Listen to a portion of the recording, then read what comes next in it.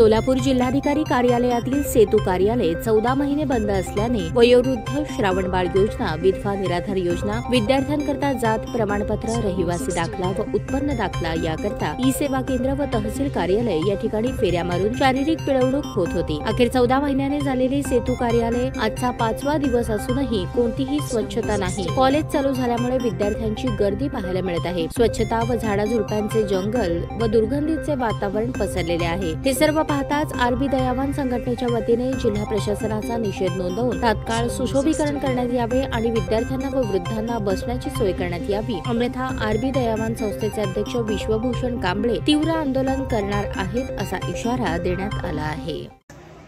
जिल्हा परिषद सेतू कार्यालयामध्ये सेतू कार्यालय चालू होऊन आजचा 5वा दिवस आहे।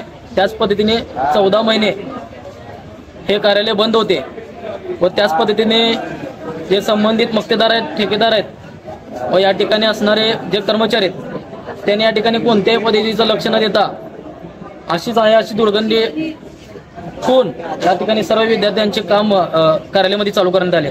त्याच पद्धतीने त्या विद्यार्थ्यांसोबत आलेले त्यांचे आई वडील किंवा त्यांचे असणारे आजोबा जे वयस्कर लोक आहेत त्यांना बसण्यासाठी जागा नाही। या ठिकाणी परिस्थिती आहे अशी आहे।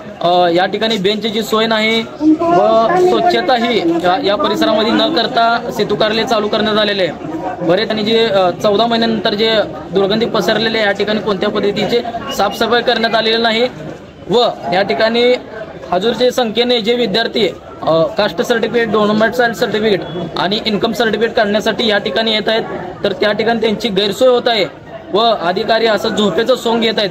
तर तात्काळ या ठिकाणी जर स्वच्छता जर नाही करण्यात आली तर तीव्र आंदोलन करण्यात येईल असा इशारा मी या ठिकाणी प्रशासनाला देतो। ताज्या बातम्या पाहण्यासाठी प्राईम महाराष्ट्र न्यूज चॅनलला सबस्क्राईब करा।